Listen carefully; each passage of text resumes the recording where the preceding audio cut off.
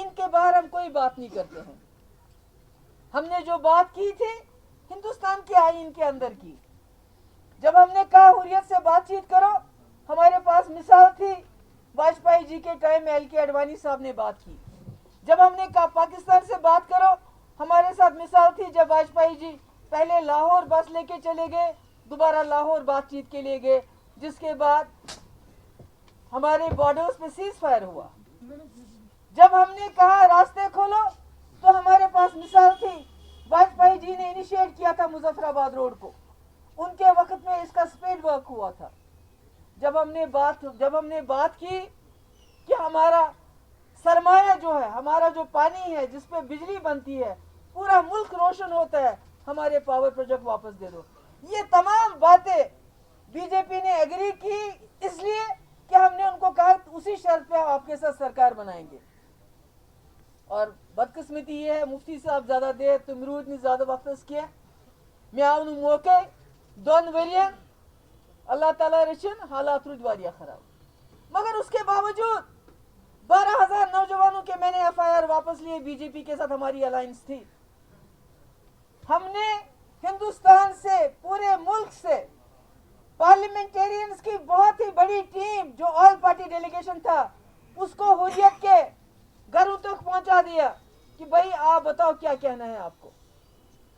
मगर बदकिस्मती है, दरवाजे नहीं खुले और पूरा मुल्क देख रहा था कि ये कश्मीरी देखते हैं आज क्या करेगा।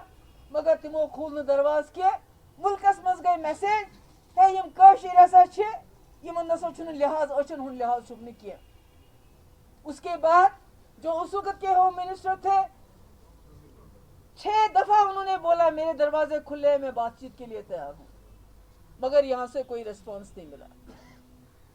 1 महीने का सीज फायर करवाया हमने मोदी जी से, हमने जो इस वक्त के प्राइम मिनिस्टर हैं, हमने इनसे 1 महीने का सीज फायर करवाया, मगर बदकिस्मती से यहां से कोई रिस्पॉन्स नहीं मिला। मेरे कहने का मकसद ये है कि हमने सरकार बनाई, मगर हमने अपना एजेंडा नहीं छोड़ा। मैंने 2 मिनिस्टर ड्रॉप करवा दिए बीजेपी के, जो कठुआ में हमारी छोटी सी बच्ची के साथ ज्यादती हुई। हम अपने जो हमारे प्रिंसिपल्स थे, जो हमारे उसूल थे, हम उन पे डटे रहे। मैंने कहीं कॉम्प्रोमाइज नहीं किया। अगर किया होता तो शायद सरकार नहीं गिरती। उनका कहना था कि आप कमजोर हो, आप जम्मू कश्मीर में पत्थर चलते हैं, दिन रात पत्थर चलते हैं, आपको सख्ती करनी है, आपने जमात इस्लामी पे क्रैकडाउन करना है, आपको मिलिटेंट्स की मयत वापस नहीं देनी है, आपने ज्यादा से ज्यादा लोगों को PSA लगाना है, जिससे मैंने इनकार किया, जो आज हो रहा है। आज मिलिटेंटों की मयतें उनको नहीं मिल रही है, जो इंसानियत के खिलाफ है। आज जमात इस्लामी क्या, आज मेन स्ट्रीम पार्टीज पे क्रैकडाउन हो रहा है। वो चाहते थे यही महबूबा मुफ्ती करे, जो करने से मैंने इनकार किया, सरकार गिर गई। मगर मेरे कहने का मकसद ये है, जम्मू कश्मीर में जो PDP की बुनियाद पड़ी, वो मसले कश्मीर के हल में अपना रोल अदा करने के लिए बनी है। PDP का एजेंडा कि जम्मू कश्मीर को हिंदुस्तान और पाकिस्तान के बीच में एक अमन का पुल बनना पड़ेगा। ये जंग का अखाड़ा नहीं रह सकता, चाहे इससे ज्यादा सख्ती करे बीजेपी की सरकार, चाहे इससे ज्यादा मुसीबतें ढाए, मसले कश्मीर को हल करना पड़ेगा। जम्मू कश्मीर को जंग का अखाड़ा नहीं बनाना पड़ेगा। जम्मू कश्मीर को हिंदुस्तान और पाकिस्तान के बीच में एक अमन का पुल बनाना पड़ेगा, जिसकी शुरुआत अटल बिहारी वाजपेयी ने की थी। आज चीन यहां से, उन्होंने भी बहुत जमीन पे जो है कब्जा किया हुआ है। हमने कहा करगिल अस्कर दो खोलो, श्रीनगर जिंगजांग खोलो, जो सड़क है CPAC उसका हिस्सा बनो। क्यों नहीं? हमारे तो जम्मू कश्मीर जो है, ये तो कारोबार का अखाड़ा था 1947 से पहले। हमारे तमाम रास्ते बंद कर दिए। हम तो हिंदुस्तान के आईन के बाहर कोई बात नहीं करते हैं, ये लोग करते हैं। इन्होंने आईन की धज्जियां उड़ा दी। इन्होंने जब 370 खत्म किया, उस वक्त जम्मू कश्मीर का आईन खत्म किया, तो इन्होंने हिंदुस्तान के आईन को खत्म किया। ये पोजीशन हमको हिंदुस्तान के आईन ने दी थी। इसको गैर कानूनी तरीके से, नाजायज तरीके से खत्म किया। जब इन्होंने सीएए का कानून लाया वो भी हमारे कॉन्स्टिट्यूशन के खिलाफ है। आज भी लाखों की तादाद में किसान जो दिल्ली के बॉर्डर पे सर्दी में ठिठर के मर रहे हैं। तो क्या जो कानून उन्होंने लाया क्या वो किसानों के हक में है? जो चीज लोगों के हक में नहीं होती है उसको लोग कबूल ना करें तो वो कॉन्स्टिट्यूशन के हक में नहीं होती है। इसलिए मैं बार बार कहती हूँ कॉन्स्टिट्यूशन की धज्जियां गवर्नमेंट ऑफ इंडिया उनकी सरकार इस वक्त उड़ा रही है। हमने हमेशा जम्मू कश्मीर में कॉन्स्टिट्यूशन के अंदर बात की है, चाहे नेशनल कॉन्फ्रेंस ऑटोनॉमी की बात करती है। ये क्या हो रहा है? क्या कर हम हो या नेशनल कॉन्फ्रेंस है वो ऑटोनॉमी कहते हैं, वो जो हिंदुस्तान के आइन के अंदर की बात करते हैं।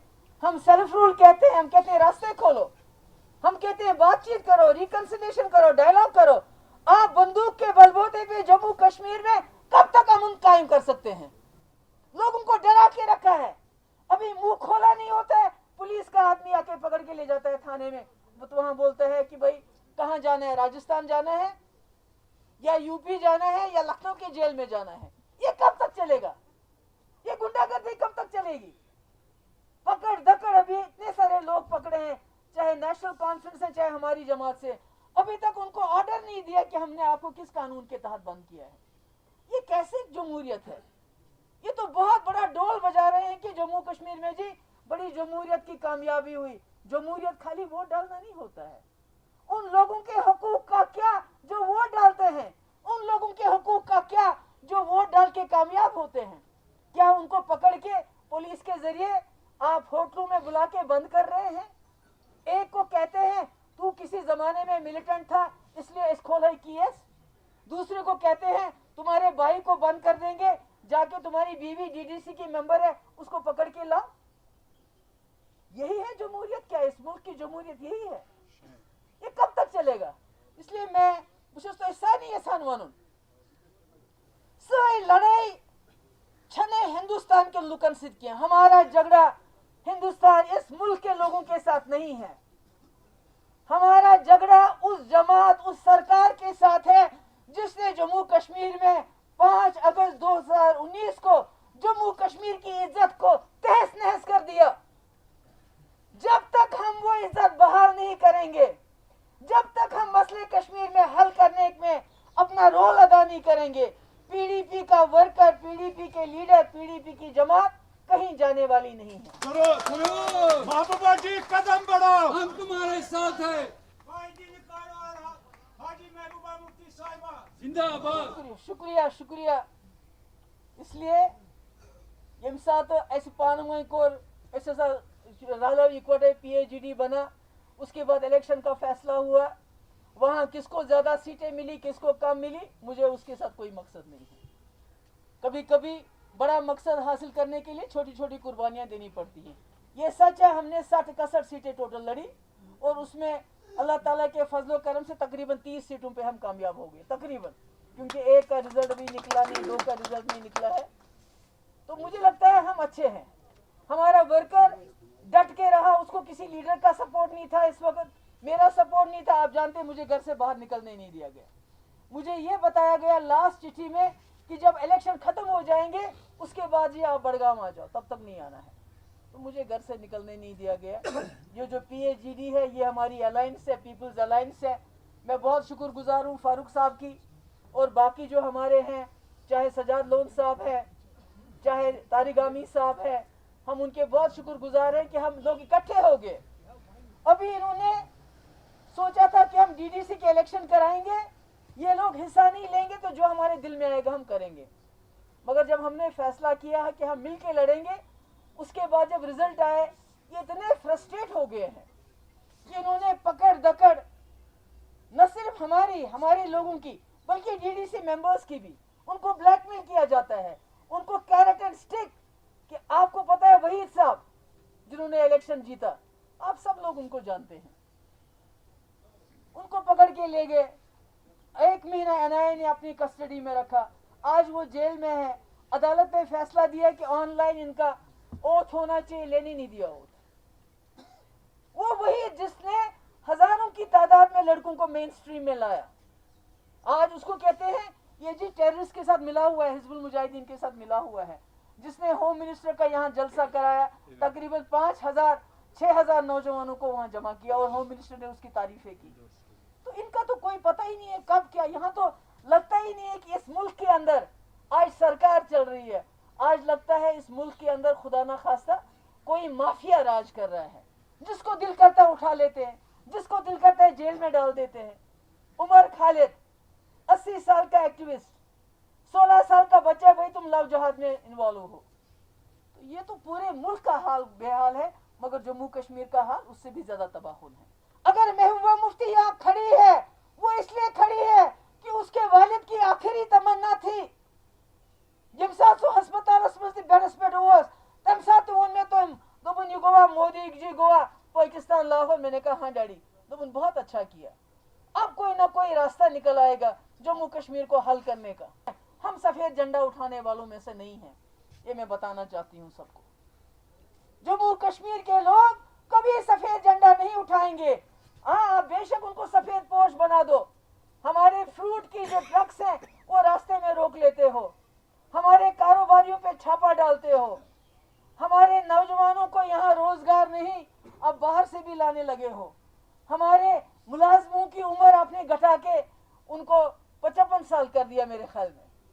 हर तरह से आप जम्मू कश्मीर के लोगों को दिन ब दिन गरीब से गरीब तर करना चाहते हो। हम सफेद पोश भी होंगे मगर सफेद झंडा नहीं उठाएंगे, सफेद झंडा नहीं उठाएंगे। जिंदाबाद। इसलिए तय गछ सारनी याद थवन तुहुन कायद मुफ्ती मोहम्मद सईद साहब ओस द्रामुत मसले कश्मीर हल करनस मज पन रोल करन। बह दप असी करो सोरे मगर अशु रोल बना। अम खतर ये सख्ती आएगी, मुश्किलात आएंगी। वो मैं जानती हूँ कि पिछले 2 महीने से हमारे ऊपर क्या क्या गुजर रही है। वहीद को पकड़ा, हमारी पार्टी के लोगों को बंद किया, हमारे लोगों को धमकाया जाता है, ऐसे ऐसे धमकाया जाता है कि जिसका मैं आपको बयान नहीं कर सकती। NIA, ED, CBI, ये तो एजेंसीज रही नहीं है। पहले तो जब कोई पार्टी सरकार बनाती थी वो दूसरी जमातों को अपना पार्टनर बनाती थी, मगर आज के वक्त में बीजेपी की पार्टनर कौन है? ED, बीजेपी की पार्टनर कौन है? NIA, बीजेपी की पार्टनर कौन है? CBI, जिसका ये इस्तेमाल करके लोगों को डराते हैं, धमकाते हैं, जेल में डालते हैं।